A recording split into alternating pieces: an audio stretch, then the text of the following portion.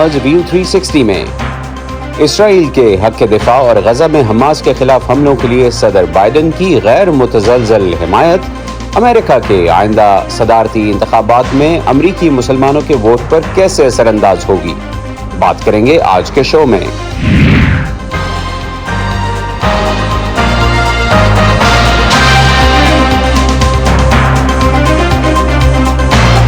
Voice of America کے Washington studios سے آپ دیکھ رہے ہیں پروگرام ویو 360۔ میں ہوں محمد عاطف، ویلکم ٹو دی شو۔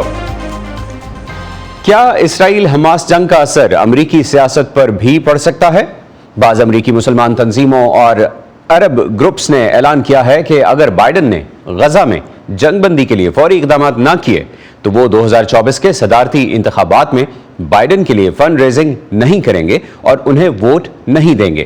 رواں ہفتے امریکی مسلمانوں کی ایک تنظیم دی نیشنل مسلم ڈیموکریٹک کونسل نے، جس میں ان ریاستوں کے مسلمان ڈیموکریٹک لیڈرز شامل ہیں جو سوئنگ سٹیٹس ہیں، یعنی جہاں کانٹے دار مقابلہ ہوتا ہے، ایک خط میں صدر بائیڈن سے غزہ میں فوری جنگ بندی کروانے کا مطالبہ کیا ہے، اور صدر بائیڈن نے بدھ کے روز غزہ پر اسرائیلی حملوں میں پاز یعنی توقف کا مطالبہ بھی کیا۔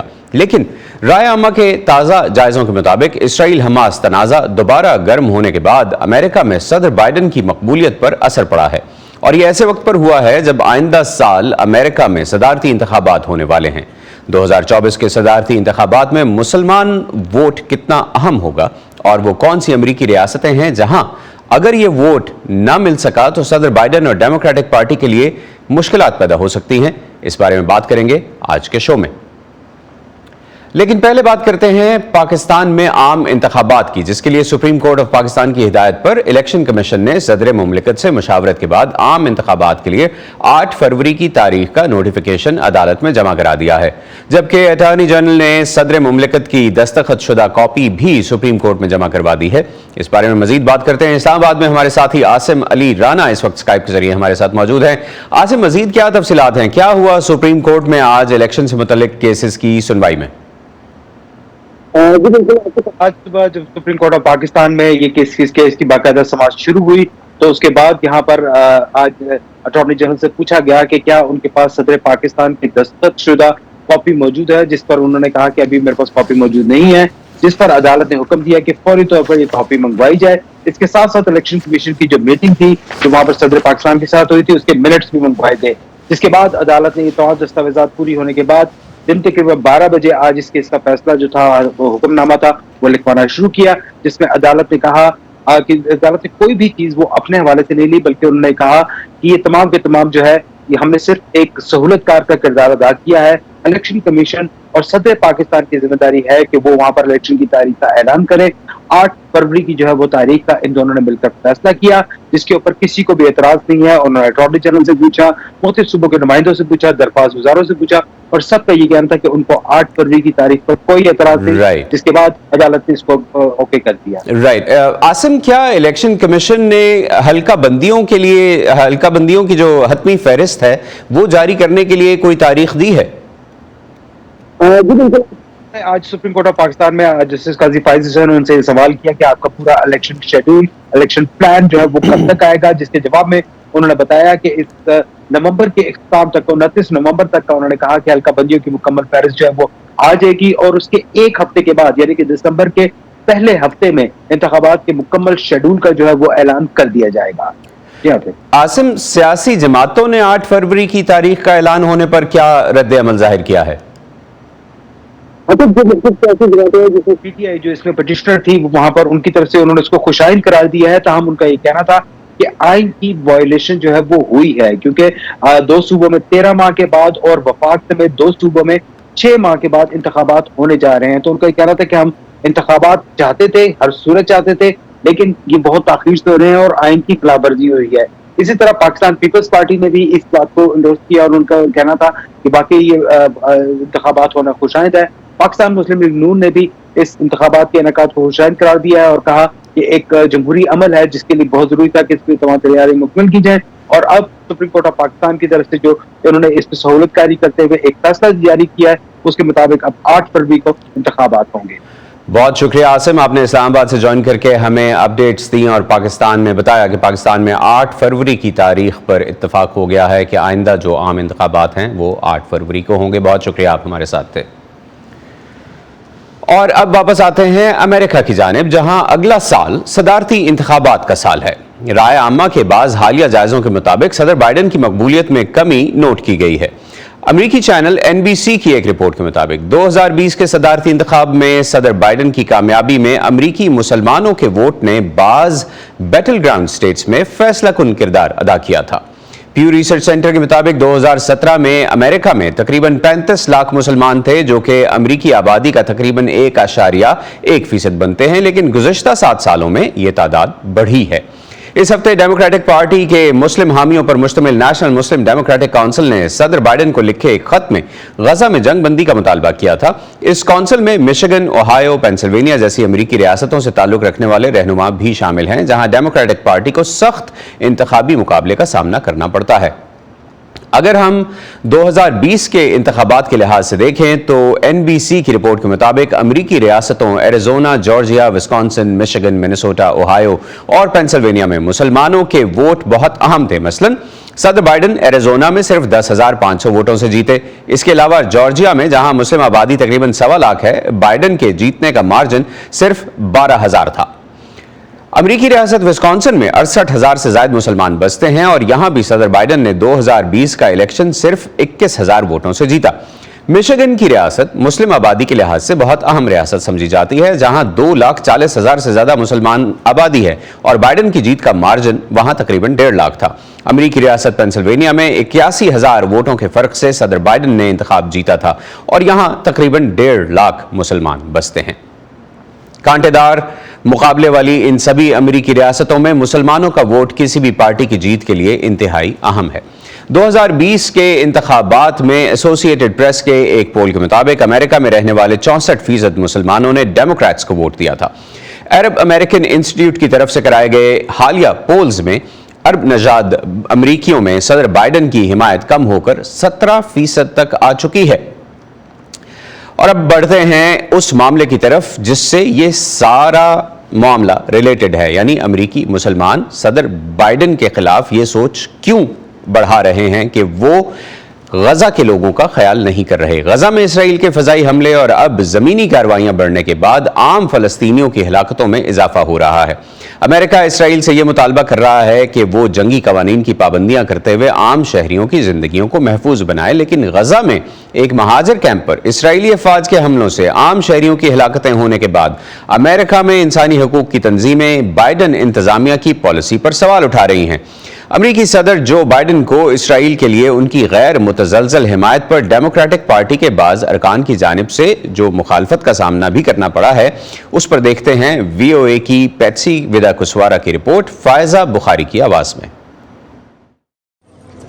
غزہ میں اسرائیلی فضائی حملے جاری ہیں، جبکہ رفح کراسنگ سے غیر ملکیوں کا انخلا جاری ہے۔ بدھ کو امریکی صدر جو بائیڈن نے اسرائیل حماس جنگ میں پاز لانے پر زور دیا تاکہ اغوا کیے گئے افراد کو باہر لایا جا سکے۔ اس سے قبل واشنگٹن میں قائم نیشنل مسلم ڈیموکریٹک کونسل نے امریکی صدر کے نام ایک کھلے خط میں مطالبہ کیا کہ 31 اکتوبر کی شام 5 بجے تک جنگ بندی کی جائے یا اگلے سال امریکہ کے صدارتی انتخابات میں انہیں لاکھوں امریکی مسلمانوں کی حمایت سے محروم ہونا پڑ سکتا ہے۔ ہم جانتے ہیں کہ ہماری کمیونٹی ان ریاستوں کے نتائج پر اثر انداز ہوگی جہاں کانٹے دار مقابلہ ہے۔ ڈیموکریٹک پارٹی کے رہنما اس بات پر توجہ دے رہے ہیں اور خوفزدہ ہیں کہ کیا ہو رہا ہے۔ وہ وائٹ ہاؤس کو پیغامات بھیج رہے ہیں کہ اس سے 2024 میں ہماری کامیابی کے امکانات متاثر ہو سکتے ہیں۔ 2020 کے انتخابات میں 10 لاکھ سے زیادہ امریکی مسلمانوں نے ووٹ ڈالے، جو بعض کانٹے کے مقابلے والی ریاستوں میں صدارتی دوڑ کو ممکنہ طور پر تبدیل کرنے کے لیے کافی تھے۔ مسلمان اور عرب امریکی گزشتہ چند انتخابات میں ڈیموکریٹک امیدواروں کو ووٹ دیتے رہے ہیں، لیکن اس بار تبدیلی آ سکتی ہے۔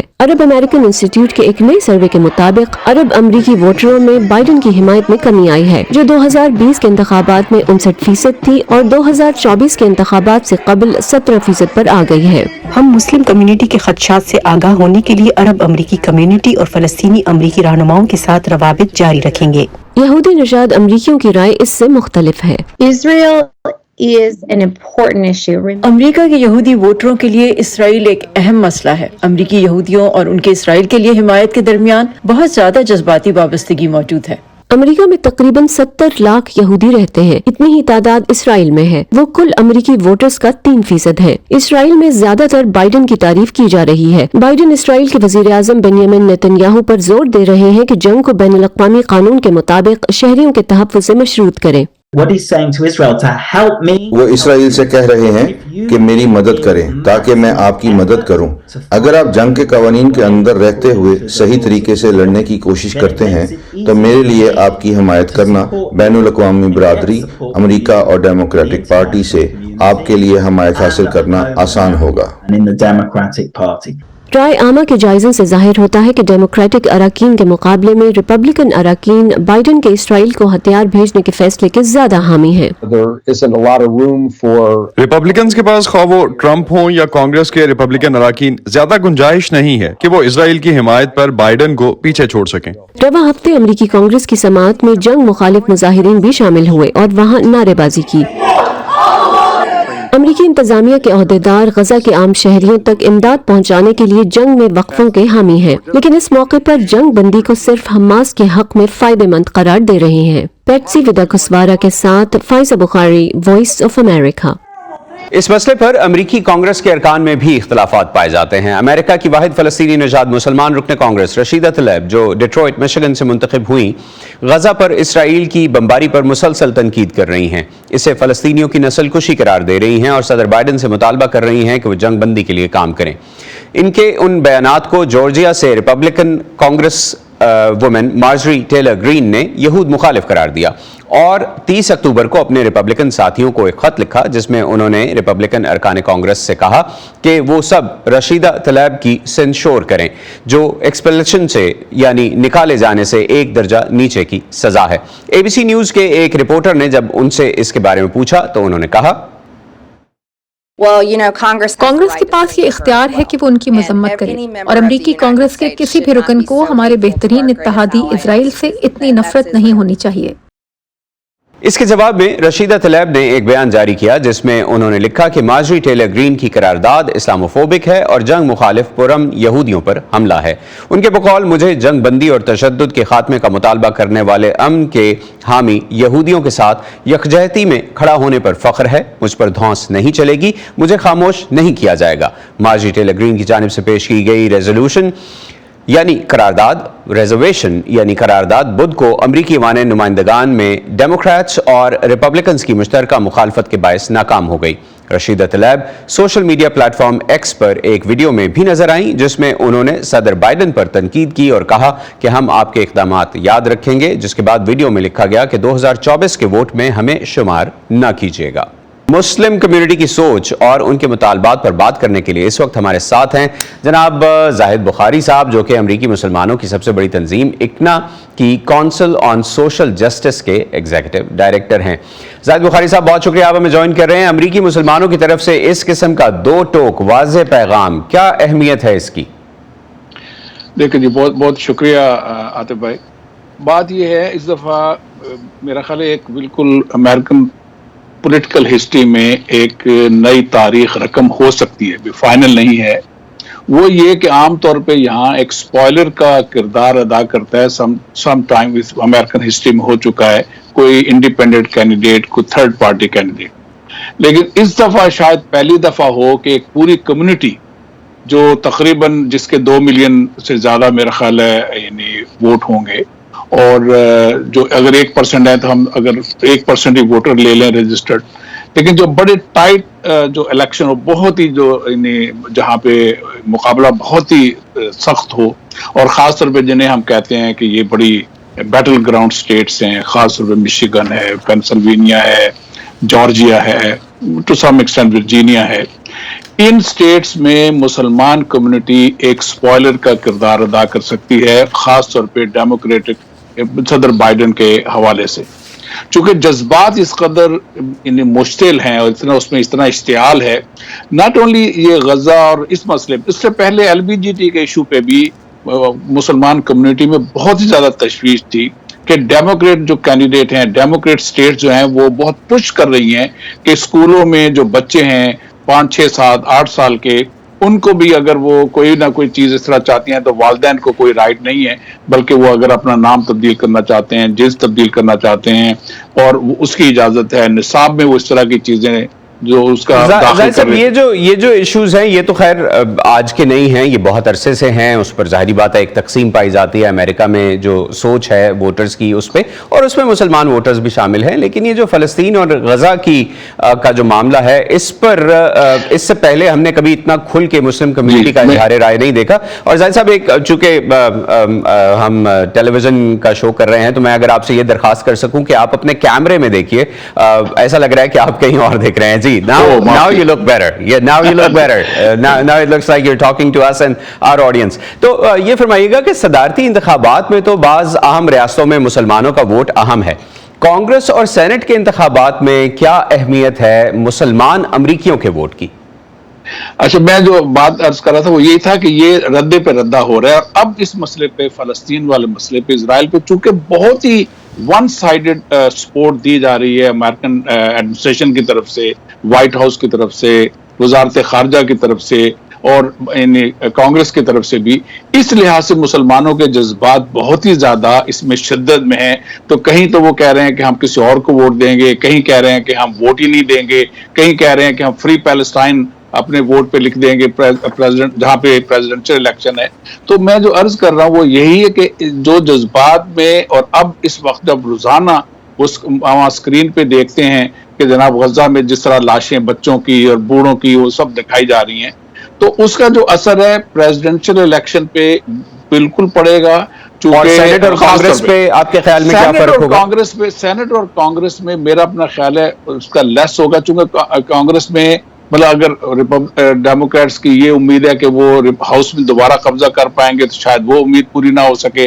سینٹ میں شاید اتنا زیادہ اثر نہ پڑے، بعض سیٹوں پہ پڑے گا، لیکن میرا خیال ہے سب سے بڑا ٹارگٹ جو ہے وہ صدارتی الیکشن ہوگا، نمبر 1۔ نمبر 2، میرا خیال ہے ایک اور بھی ریاکشن ہو رہا ہے مسلمانوں میں، وہ ہے اب مسلمان یہ 20-25 سال کی جو پچھلی گلوبل وار آن ٹیرر کے بعد اب انہیں یہ احساس ہوا ہے کہ ہمیں خود کینڈیڈیٹ بننا چاہیے۔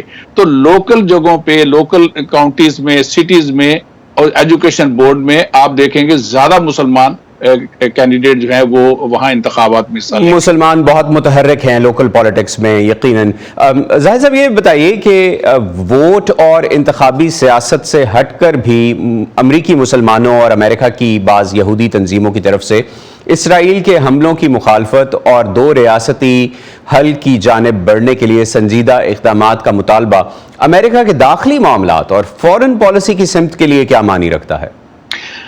میں عرض کروں گا کہ ایک تو یہ بھی ہو رہا ہے، بالکل آپ نے صحیح فرمایا کہ جو جوش پیس فار وائس ہے، جو جنہیں خیر بہت ساری جو جوش آرگنائزیشن انہوں نے مین سٹریم جوش آرگنائزیشن نہیں سمجھتے، لیکن انہوں نے بہت بڑے مظاہرے کیے ہیں، واشنگٹن ڈی سی میں کیا ہے، نیو یارک میں کیا ہے، اور مسلمانوں کے ساتھ مل کے کیا ہے، مسلمان، عرب، اور جو امریکن مطلب یہ بھی ذہن میں رکھیں کہ اسرائیل کی حمایت میں امریکہ میں نوجوان نہیں ہیں، امریکن نوجوان نہیں ہیں، تو اس میں مل کے کام کریں۔ لیکن میں آپ سے ایک بات اور عرض کروں گا، یہ 2 ریاستی فارمولا بالکل فراڈ ہے، یہ اس کا بالکل سراب ہے، اس کی کوئی حقیقت نہیں ہے۔ اس کی بجائے میرا خیال ہے، میں مشورہ دوں گا کہ وہاں پہ اور جو ایک ہی ریاست ہونی چاہیے، فلسطینین کو وہاں اسرائیلی سٹیزن ہونا چاہیے، لیکن وہ اسٹیٹ اپارٹائڈ اسٹیٹ نہیں ہونی چاہیے، اس میں جمہوری حق سب کو ہونا چاہیے۔ اور ڈومیسٹک ایشوز میں تو پہلے ہی مسلمان تعاون کر رہے ہیں، ہر ایک کرسچن آرگنائزیشن کے ساتھ، جوش آرگنائزیشن کے ساتھ، جو دوسری بھی آرگنائزیشن ہے، خاص طور پہ اسلاموفوبیا کا مسئلہ ہو یا معاشرے کی اصلاح کا کوئی بھی مسئلہ ہو، وہ تعاون تو اب زیادہ مسلمان سیکھے کہ ہمیں یہاں دوسروں کے ساتھ تعاون کرنا چاہیے، دوسروں کے مسئلوں پہ بھی آواز بلند کرنی چاہیے، تبھی ہم کہہ سکیں گے کہ آپ ہمارے مسئلوں پہ بھی آواز بلند کریں۔ تو آپ کے خیال میں وائٹ ہاؤس کی پالیسی میں کیا تبدیلیاں آنی چاہیے کہ امریکی مسلمان ووٹروں کو خاص طور پر یہ لگے کہ ان کے جذبات اور ان کی آواز کو پالیسی میکنگ میں جگہ دی جا رہی ہے؟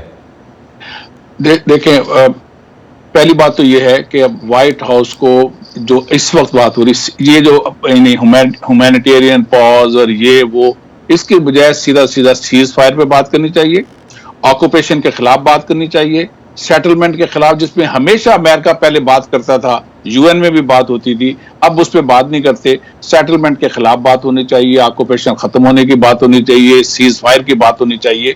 तो मुसलमान तो शिद्दत से मुतालबा करेंगे, लेकिन व्हाइट हाउस कुछ तो करे। ये हो रहा है, हमें ये महसूस जरूर हुआ है कि कुछ ना कुछ हीट अब पड़ रही है।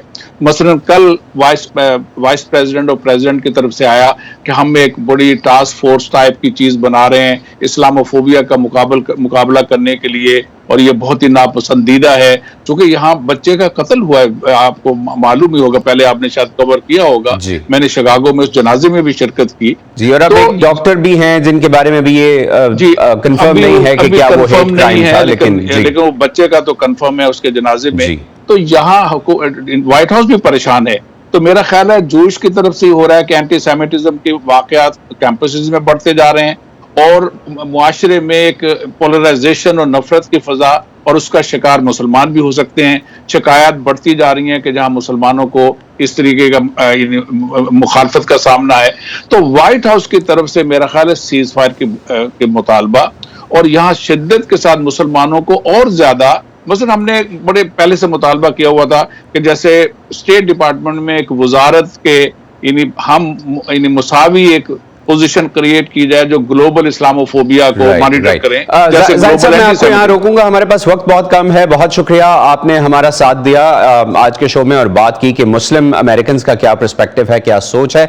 और अब बढ़ते हैं इससे आगे और हमें ज्वाइन कर रहे हैं शाहिद अहमद खान साहब, जो कि सदर बाइडन के आर्ट्स पर मुशीर हैं, पाकिस्तानी हैं, बहुत फेमस और नॉन पाकिस्तानी है अमेरिका में, बहुत अरसे से अमेरिकन पॉलिटिक्स के साथ हैं।